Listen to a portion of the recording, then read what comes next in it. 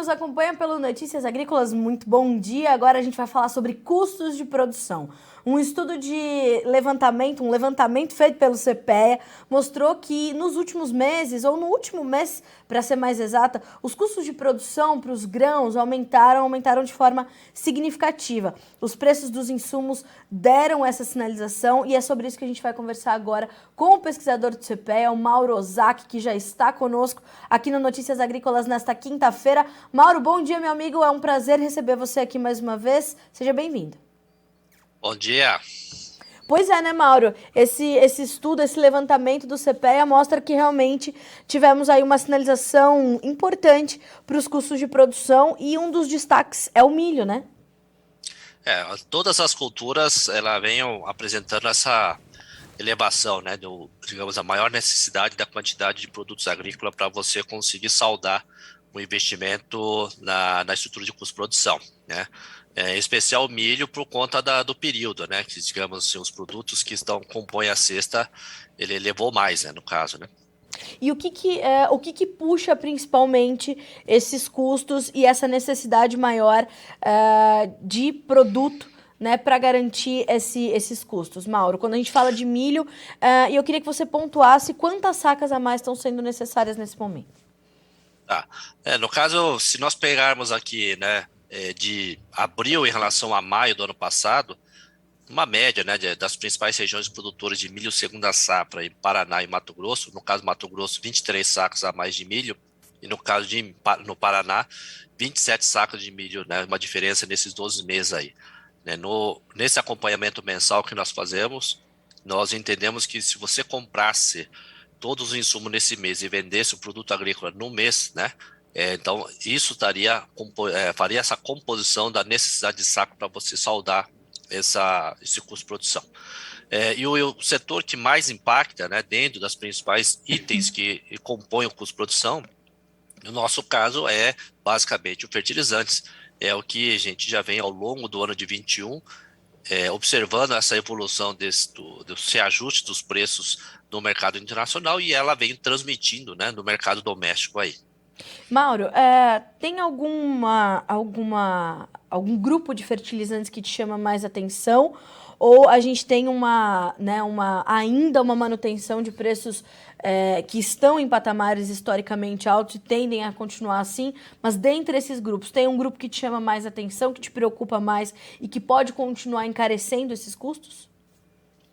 Todos os fertilizantes, de forma geral, eles tiveram uma reação parecida em tempos diferentes, né? A reação, vamos falar assim, um nitrogenado e fosfatado, ela reagiram mais rápido no primeiro semestre do ano passado, em contrapartida, o cloreto de potássio demorou um pouco mais. Mas no final do ano, né, digamos assim, no fechamento do final de ano, todos eles estavam em patamares elevados. E por um momento que você começa a observar essa alta que vem transmitindo ao longo do período desse primeiro trimestre de 22, né? O que Certo. chama atenção, óbvio, nitrogenado, ela vem subindo muito, a necessidade do nitrogenado para a realização da cobertura do milho, né? Sim. Por isso que você acaba captando essa alta, além do cloreto de potássio, que é básico tanto para soja quanto para milho, e isso acaba, né, elevando esses preços no caso do gasto com fertilizantes. Quando a gente troca essa chave para a soja, Mauro, quais números a gente pode entender e como é que foi esse aumento nesse período de abril de 2022, maio de 2021 a abril de 2022? Como é que ficou essa relação para a soja? No caso para o Paraná, nós temos aí 9,8 sacos de aumento, e no caso do Mato Grosso, 11,3 sacos a mais abril, né? O abril ficou, digamos, tendo necessidade de mais 11 sacos, no caso do Mato Grosso, em relação ao maio do ano passado. Mostra que aí vem a evolução, né, captando já essa evolução, mas ela ficou um pouco mais estável, assim, mas ela teve um rally, né, mais no final do ano, digamos assim, a partir do segundo semestre de 22, 21, que a gente começou a observar um pouco mais essa alta em função, principalmente do cloreto de potássio, né? Tá. Mauro, como é que ficam os produtores diante dessa condição? Porque eu imagino que esse aumento, né, no número de sacas que ele precisa para cobrir os seus custos de produção, vão agravando ali as suas relações de troca. Como é que os produtores estão olhando para essas relações nesse momento e como é que estão as relações de troca para soja e milho quando ele já está pensando na sua próxima temporada? Ele fica preocupado, obviamente, que o seu poder de compra ela vem se comprimindo ao longo dos meses, né? Mas, sim, dentro da média histórica, não foge muito, né? Então, não é uma realidade muito atípica. Acho que a incerteza maior que hoje paira é se temos a certeza que os fertilizantes que foram comprados, elas chegarão até o produtor rural, né? E outra condição que depois de você conseguir ter os seus insumos, acho que a pior condição hoje é a questão climática, que é a que traz vamos fazer um revés maior, né? Uma estiagem ou uma geada, alguma coisa nesse sentido, é o que coloca tudo água abaixo aí, uma sua lavoura. Tá? Então, se nós olharmos em termos de relação de troca, a gente sabe que ela vem piorando, mas nada fora da média histórica. Tá. Mauro, os defensivos também te chamam a atenção? Os agroquímicos também são ali um ponto importante nesse aumento dos custos, tanto para soja quanto para milho? Sim, chama principalmente o herbicida, né? Que é o item que mais chamou a atenção, principalmente o glifosato, que no final do ano de 21, nós tivemos aí uma certa, vamos falar, escassez desse herbicida e que acabou gerando uma elevação desse principal herbicida utilizado no sistema produtivo, tanto que seja soja mais milho, né, dada a tecnologia que nós temos, principalmente na dessecação e depois no controle pós-emergente aí das plantas daninhas. Então, é um herbicida bastante utilizado, tem um peso significativo nos seus manejos de plantas daninhas, então ela, né, certamente impactou bastante na elevação do grupo defensivos agrícolas. Mauro, de outro lado a gente vê preços de soja e de milho aqui no Brasil, apesar dessas recentes correções que nós tivemos, em patamares ainda consideráveis, né? Eles ajudam a amenizar um pouco esse aumento nos preços dos insumos, embora essas relações de troca, né, estejam um pouco mais corroídas, né, o poder de compra do produtor esteja um pouco mais limitado nesse momento, esses preços que nós temos observado atualmente, tanto para soja quanto para milho, eles ajudam a mitigar um pouco o momento de alta forte que os insumos apresentam? Sim, o preço sim, né? A pergunta que fica quem vai conseguir, quem colheu, no caso, né, para a parte do reflexo da estiagem, principalmente região sul, certo, no caso a soja, e quem vai colher, né? Digamos, o preço está legal, bonito, mas se tiver uma produção para colher, para fazer a receita bruta para conseguir saldar isso daí, que é a conta final, né? Esse daí nós vamos saber mais para frente, vamos falar assim. Esses somente são indicadores, né, de números, né? Ela só mostra o valor que está sendo precificado no produto agrícola em relação ao valor que está sendo feito na outra ponta dos insumos. certo. Ainda não existe a negociação em si do produto, né? Você tem que colher fisicamente isso, cumprir parte do contrato que foi feito antecipadamente, e o que tiver para vender no mercado spot pós-colheita é o que realmente vai definir aí quanto o produtor vai conseguir saldar e conseguir ter capacidade de giro aí para a próxima safra. E o fluxo de caixa do produtor foi bastante interrompido na safra 21-22, com as perdas que ele registrou ali, tanto para a soja quanto para o milho verão, e as preocupações que ele vem encontrando na segunda safra agora de milho também, né, Mauro? Exatamente, esse é o segredo. Isso aqui é só o indicador, na verdade, né? É só um para-brisa para ver qual o equilíbrio, né? Mas a gente está contando que você vai colher, né? E com certo nível de produtividade. Então, nós estamos mantendo isso fixo. Então, é somente o indicativo, né? Mas a realidade do efetivo mesmo que vai acontecer é quando nós vamos fechar e vai observar esse fluxo de caixa, né? Que o produtor tem, principalmente o sul, né? Que nós vemos em sequência de frustração de safra, né? Nós perdemos aí com geadas e seca no passado na milho segunda safra, depois na seca agora com esse início desse ano com a soja e milho verão, no caso, e agora nós estamos aí, né, nessa sequência, vamos falar assim, de colheita, vamos falar assim, um inverno um pouquinho antecipado, mas nada fora daquilo que todos nós sabemos, né? Segunda safra é atividade e risco, sabendo que pode ter geada e seca.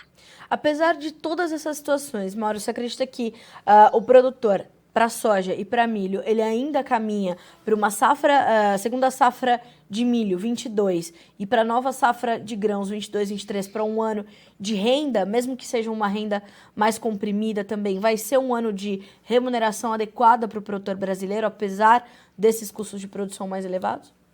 Sim, sim. Tá claro que o patamares que nós tivemos nos últimos 2, 3 anos era um patamar bastante elevado, né? Sim. O que permitiu muito produtor recompor seu caixa, conseguir dinheiro para provisionar esse dinheiro, sabendo que a gente tem momentos como agora, né? Como momento de frustração de safra, ou quando você tem esse fluxo de caixa, né? Que você abastece o caixa da empresa com esses ganhos, é exatamente porque nós sabemos que tem esse momento de vacas magras, vamos falar assim, Sim. que é o que você tem que pegar o dinheiro e provisionar exatamente para isso, né? Essa é a leitura que se faz aí, que tem que ser feito, não é que o produtor deve caminhar. E esse ano, claro que nós sabemos que tem produtor que vai ter situação mais complicada, que pontualmente pode ser prejudicado pela questão da seca ou questão da geada, né? Mas, de forma geral, o que tem desenhado ainda é uma situação favorável para o setor. Ou seja, a gente tem aí um caminho bom para traçar pela frente, mas temos alguns pontos de alerta, né, Mauro? Sim, exatamente. Sempre tem, né, o pessoal que sofre com alguma coisa dentro das condições climáticas, né? O clima vai afetar um ou outro, claro que não dá para generalizar, né? A agricultura tem várias áreas aí espalhadas em várias regiões, né? Mas um ou outro produtor pode ser, né, o cara que teve aquele ponto aí do maior azar, vamos falar assim, né? Mas outros não, né? Pode estar do lado, um pouquinho próximo, vai passar livre desse problema. Então, de forma geral, a gente sempre fala de uma visão mais macro, né, da relação do setor como um todo, ainda é positivo. Mauro, te preocupa a questão cambial? Essa volatilidade intensa do dólar também pesando ali nessas formações de preços e custos e naturalmente na decisão do produtor? O câmbio, país como o nosso tem que já conviver isso daí, né? É dados aí para nós. A gente, digamos assim, diferente de outros países, a gente convive com isso aí já há muito tempo com essa volatilidade, né? O que a gente tem que aprender é que não pode ficar brincando com ele, né? Que é uma coisa que te dá dinheiro e te tira ao mesmo tempo, né? Porque é uma variável exógena que está relacionada com o comportamento mundial e países, né? No caso que tem contas, de forma geral, países em desenvolvimento, aí no caso nosso, né? Que, digamos assim, o capital externo rapidamente ele sai, né? E vai para um porto mais seguro, que normalmente é o título americano. Tem que saber que isso daí vai acontecer de uma hora para outra, então tem que se proteger em cima disso. Então, a melhor forma no caso nosso, sempre a gente fala, faz uma relação de troca, observe se o poder de compra está bom e trabalhar em cima de um preço médio, né? Não, é mais complicado você tentar acertar o olho da mosca voando, né? É verdade. Essa é a característica do Brasil, né, Mauro? É trocar a Exato. roda do caminhão na ladeira. Na ladeira ainda, né, com freio de mão, sem freio de mão, né? Sem freio nada, né? Então você tem que ter Solto. essa habilidade, né? É verdade. Mas o produtor brasileiro parece que vai se adequando justamente a essas adversidades e vai conseguindo ali achar os caminhos que mais lhe são oportunos e que mais lhe dão resultado. A gente tem visto isso nas últimas safras com as adversidades que enfrentamos, né, Mauro? Sim, a resiliência do produtor brasileiro é incrível, né? Isso daí não é de hoje, né? Ela foi selecionando ao longo desses 20 Sim. anos desde, né, no processo que nós fomos evoluindo, e ele foi ficando mais calejado, né? E também, dado todo o incremento tecnológico, tem trazido todo esse benefício, ele tem acompanhado isso e tem, né, evoluído ao mesmo tempo aí com essas novas tecnologias, né? Que É tem isso. permitido a elevação da sua produtividade e proporcionando uma competitividade frente a outros produtores do mundo inteiro, né? Então, ela sabe que é necessário fazer essa implementação tecnológica que mantém um certo nível de competitividade para conseguir sobreviver nesse mercado. E, Mauro, garantir esse aumento de produtividade, né, ele é determinante também no momento onde os custos estão completamente elevados. Isso é mais uma otimização dos recursos, né?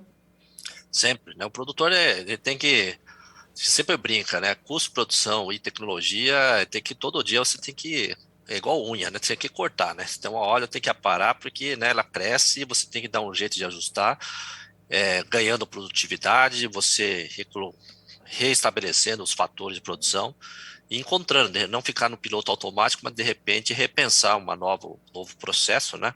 que possa trazer ganho de produtividade, redução de determinados custos e promovendo, né, um posicionamento mais competitivo, né, nesse mercado mundial aí.